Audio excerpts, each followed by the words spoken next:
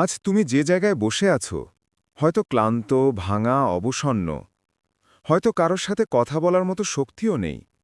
শুধু একটা প্রশ্ন বারবার ঘুরে ফিরে আসে, কেন আমার জীবন এমন? হতে পারে রাতের খাবার খেতে খেতে তোমার মনটা কেঁদে উঠে। হতে পারে বিছানায় গা এলিয়ে দিতে গিয়েও তুমি অনুভব করো তুমি আসলে কত একা, কতটা অবহেলিত, কতটা ভুল বোঝা। কিন্তু আজ আমি তোমাকে একটাই কথা বলতে এসেছি, তুমি একা নও।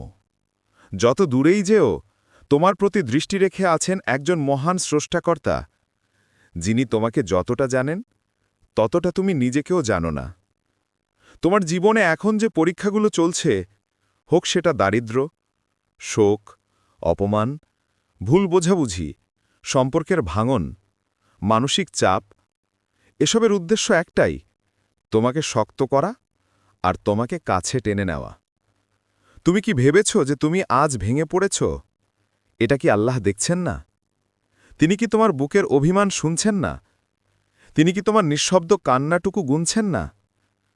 শোনো ভাই, তোমার চোখের একটি অশ্রুও অকারণে পড়ে না।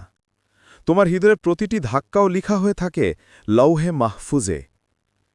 সবর করার নাম যে কত মহান, মানুষ যতই বর্ণনা করতে চায় ততই কম পড়ে যায়। সবর মানে কিছু না করে বসে থাকা নয়। সবর মানে তুমি ভেঙে পড়েছ, তবুও তুমি ভেঙে গেলে না। সবর মানে তোমার স্বপ্নগুলো দেরি করছে, তুমি দীর্ঘশ্বাস ফেলছ, তবুও হাল না ছাড়ার নাম। সবর মানে তোমার প্রিয় মানুষ তোমাকে ছেড়ে চলে গেছে, তোমাকে ভুল বুঝেছে, তোমাকে অবহেলা করেছে, তবুও তুমি শান্ত থেকেছ, কারণ তুমি জানো মানুষ চলে গেলে কিছু যায় আসে না, আল্লাহ থাকলেই সব আছে। তুমি যদি জানতেই যে কোন দোয়া আল্লাহ আলোর গতিতে কবুল করেন, তবে তুমি কখনো হতাশ হতে না। আর সেই দোয়া হল সবর করা মানুষের দোয়া। কারণ আল্লাহ বলছেন, সবরকারীদের সাথে আমি আছি। এটা কোনো ছোট কথা নয়, এটা কোনো মানবিক সান্ত্বনা নয়, এটা এমন একটি ঘোষণা যা শুনে আকাশ হেসে দেয়, পাহাড় সরে যেতে পারে, মহাবিশ্ব থমকে দাঁড়াতে পারে। আজ তোমার বাড়িতে অভাব আছে, কিন্তু সবর করো প্রিয়, কারণ যার কাছে ধৈর্য আছে তার কাছে অর্ধেক রিজিক তৈরি আছে। তুমি হয়তো চাকরি হারিয়েছ, ব্যবসা ভেঙে পড়েছে, মানুষ তোমার দিকে আঙুল তুলছে, কিন্তু মনে রেখো, মানুষ যে দরজা বন্ধ করে আল্লাহ সেটা খুলতে 1 সেকেন্ডও নেন না। এখন আমি তোমাকে একটা গল্প শুনাই। এক যুবক ছিল, নাম ধরা যাক হামিদ। জীবনে অনেক অপমান, অনেক কষ্ট, অনেক দারিদ্র্য সহ্য করেছে সে। প্রতিদিন ভোরে উঠে কাজে যেত, ফিরে আসত ক্লান্ত শরীরে। মানুষ তাকে হাসাহাসি করত, তুমি কখনো মানুষ হতে পারবে না, তোমার কিছু হবে না, তুমি ব্যর্থ। কিন্তু একমাত্র তার ঈমান ছিল শক্ত। সে চুপ করে থাকত, কারণ সে জানত, আমি যদি আজ সহ্য করি, একদিন আল্লাহ আমাকে উন্নত জায়গায় দাঁড় করাবেন। বছরের পর বছর কোনো উন্নতি নেই, কোনো স্বপ্নপূরণ নেই, কোনো স্বীকৃতি নেই, তবুও সে সবর করে গিয়েছে। একদিন হঠাৎ তার করা ছোট একটা কাজ সোশ্যাল মিডিয়ায় ভাইরাল হয়ে গেল। দুনিয়া তাকে চিনল, চাকরি, সম্মান, অর্থ সব পেয়ে গেল। মানুষ চমকে গেল, এ তো সেই ছেলেটা যাকে আমরা ব্যর্থ বলতাম। কি জানো, হামিদের সাফল্য তার প্রতিভার কারণে না, তার সবরের কারণে। তুমি কি বুঝতে পারছো গল্পটা?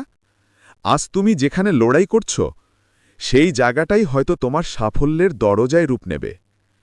আর তোমার কষ্ট আজ যত বড় হচ্ছে, তোমার রিজিকও তত বড় হয়ে তোমার দিকে এগিয়ে আসছে।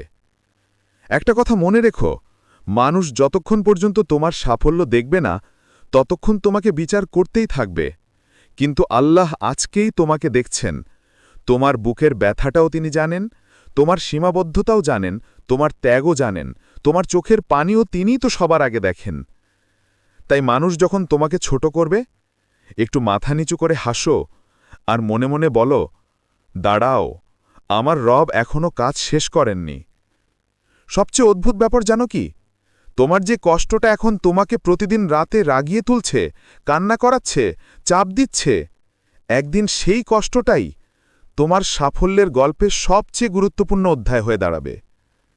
তখন তুমি বলবে, যদি সেই কষ্টগুলো না আসতো, আমি আজ এখানে দাঁড়াতে পারতাম না। সবর যখন সহজ লাগে তখন সেটা সবর নয়। সবর তখনই সবর যখন তুমি ভেঙে পড়ছ, তবুও তুমি থেমে যাচ্ছ না। যখন চারদিক অন্ধকার, তুমি তখনও আলোর আশা করছ। যখন তুমি ক্লান্ত, তুমি তখনও হাল ছাড়ছ না। এটাই সবরের সৌন্দর্য।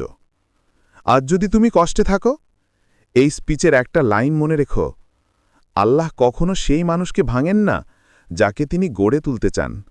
তাই আজ তুমি ভেঙে যাচ্ছ, হয়তো আল্লাহ তোমাকে আরও বড় জায়গায় রাখার জন্য প্রস্তুত করছেন। যারা তোমাকে কষ্ট দিয়েছে, অবহেলা করেছে, হাসাহাসি করেছে, তাদের দিকে তাকিও না। মানুষের মুখের দিকে তাকাতে গেলে তুমি সারা জীবন কষ্ট পাবে। তুমি সেই আসমানওয়ালার দিকে তাকাও, যিনি অন্ধকার রাতে বলেন, ডেকো আমাকে, আমি সাড়া দেব। তুমি যখন চিৎকার করে না কেঁদে শুধু মনে মনে বলো, আল্লাহ, তখন আসমানের ৭ দরজা খুলে যায়। মালাইকারা বলে, হে আল্লাহ, তার দোয়া কবুল করুন। একদিন তুমি ঠিকই হাসবে। আজ যে পথে অশ্রু ফেলছ, সেই পথেই আল্লাহ তোমার হাসি দিয়ে ফুল বিছিয়ে দেবেন। আজ তুমি অসহায়, আগামীকাল তুমি সবার ভরসা হবে। আজ মানুষ তোমাকে ছোট করছে, আগামীকাল তারা তোমার সামনে দাঁড়িয়ে সম্মান নিয়ে আসবে। কারণ সবর কখনো ব্যর্থ হয় না। সবরের বিনিময়ে আল্লাহ মানুষকে ৩টি জিনিস দেন। ১. নিশ্চিত সাহায্য। ২. অপ্রত্যাশিত রিজিক। ৩. মর্যাদা। আর এই ৩টি জিনিসই একজন মানুষকে বড় করে তোলে।